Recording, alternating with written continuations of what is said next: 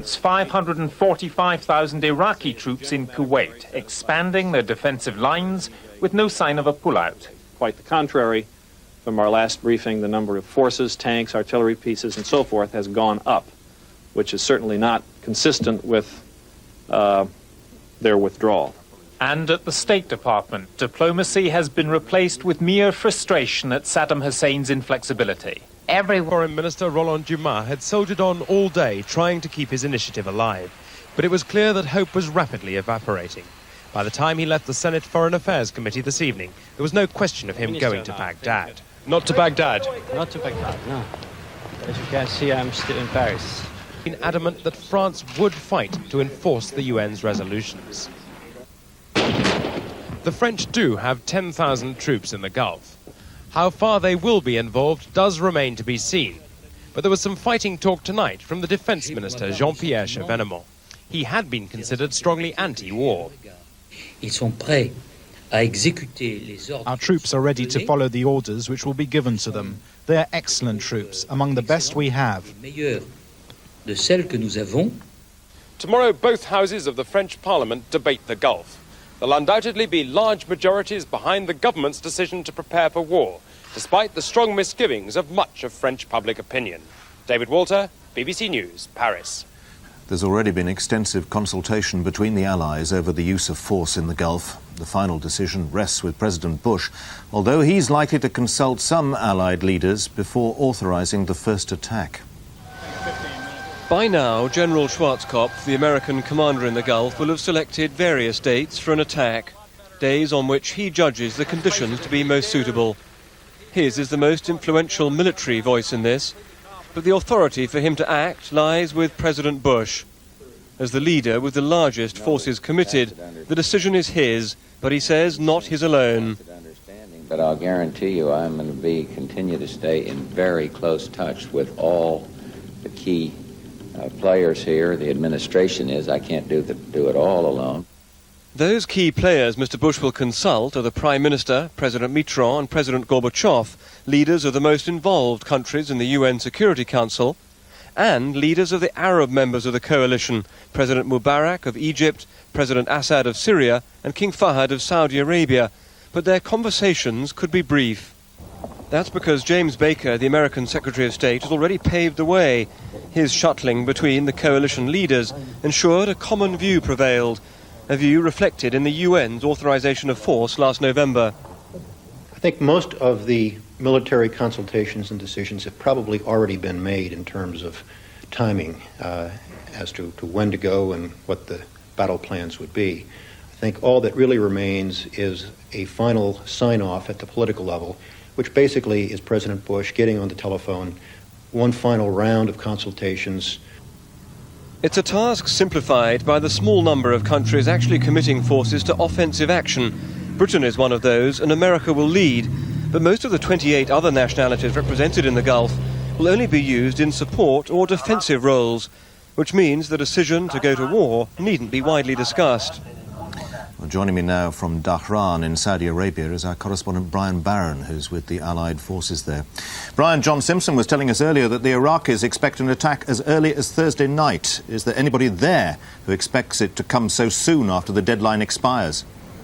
I think that's most unlikely, Mike. Although the deadline is going to expire about breakfast time, Saudi Arabian time, tomorrow, there will therefore be many hours of daylight following that.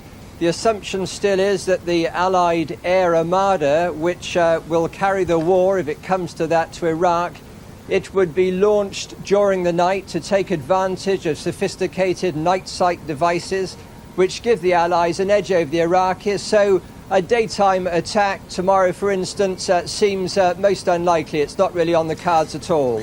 What do we know? What is general public knowledge about the Allied dispositions which will influence the timing of an attack? We know that there has been some redeployment in the past 24 hours of American forces. American forces are also still coming into the country. Of major significance is the fact that two aircraft carrier battle groups have now entered the Red Sea, and additional to that is they are among the major weapon systems in the American arsenal.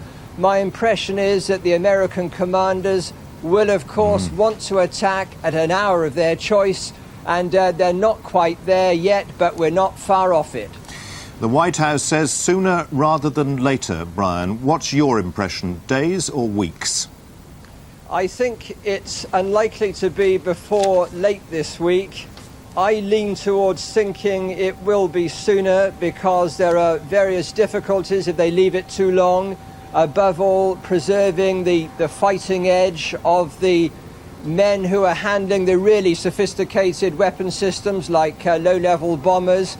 And also, if they leave it until really late in February, until it's getting towards March, you've got graver weather problems than we're having at the moment with bad weather in the Gulf and so on.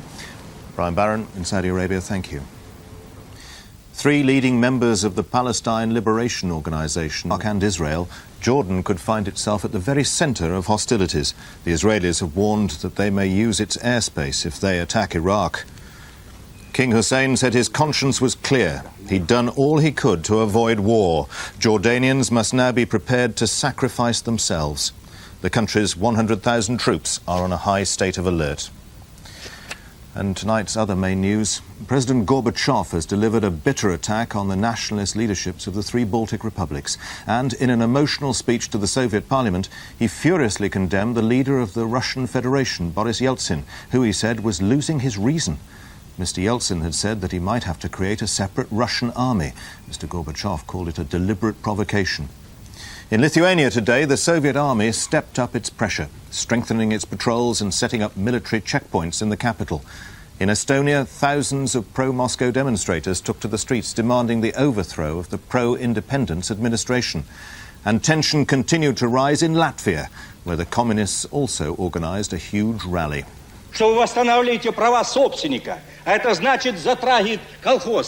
Gorbachev, red-faced, stumbling over his words in anger, denounced his chief rival Boris Yeltsin.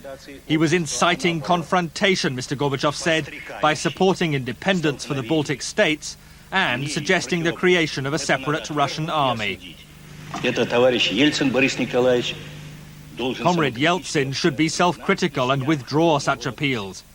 Let's hope that common sense has not abandoned him for good.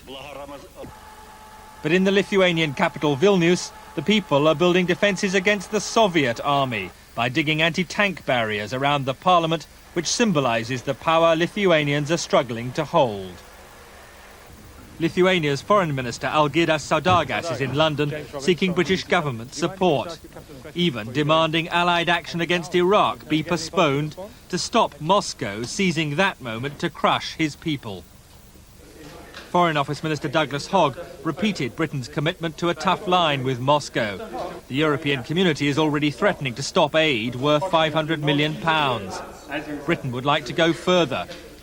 To underline the British government's support for the Baltic republics, the Lithuanian Foreign Minister has been promised another meeting at the Foreign Office, this time with the Foreign Secretary himself. Douglas Hurd is making time in an incredibly overloaded diary, even in the midst of the Gulf crisis. Today, tension has been at its highest in Latvia. Officials feared that the pro-Moscow rally there could be used as a cover for an army assault. There were demands that the present parliament should be dissolved and Latvia should be ruled by presidential decree. Latvia's ethnic Russians had come to show their loyalty to Moscow, and Moscow's army showed its support for them. The circling helicopters, an unmistakable show of strength by the military, broadcasting messages of greetings to the republic's minority who want the Baltics kept in the Soviet Union by force if necessary. This is a noisy and organised attempt to suggest that there is widespread support in Latvia for the overthrow of the elected government and its replacement by a shadowy, unknown Salvation Committee. And the danger is that it could be used as a pretext for military action. Outside the government's headquarters, reports that the Russian rally would be the signal for a military coup brought pro-independence demonstrators to the barricades, ready for confrontation. Prime Minister Godmanis appealed for calm, and it was a tense 2 hours before the crowds accepted that an assault was no longer imminent. Latvia's President Anatoly Gorbunov had earlier told Parliament that the struggle was reaching a decisive stage. The government approved plans to defend key installations and appealed for international assistance, talking of a possible military coup within the next 48 hours. Pro-Moscow groups have already begun political strikes, hitting factories and Riga's giant port complex, where the largely Russian workforce is opposed to independence.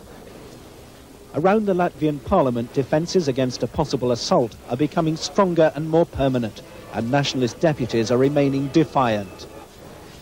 Around the Latvian radio station, makeshift defences and crowds of volunteers could offer little resistance against a concerted attack. But for the moment at least, behind the barbed wire, Latvia's tenuous flame of freedom is still alight. Martin Sixsmith, BBC News, Riga. And tonight's main news again, with the deadline set by the United Nations for Iraq to withdraw from Kuwait less than 8 hours away. It's 5 o'clock tomorrow morning, our time. All efforts to find a peaceful solution to the Gulf crisis seem to have ended in failure. In the last few minutes, we've heard that the United Nations Secretary-General will give a news conference later tonight. And the Reuters news agency, quoting Baghdad Radio, says Saddam Hussein has today visited Iraqi troops in occupied Kuwait. There'll be more on Newsnight on BBC Two at 10:30. All the overnight developments will be on Breakfast News at 6:30 tomorrow morning.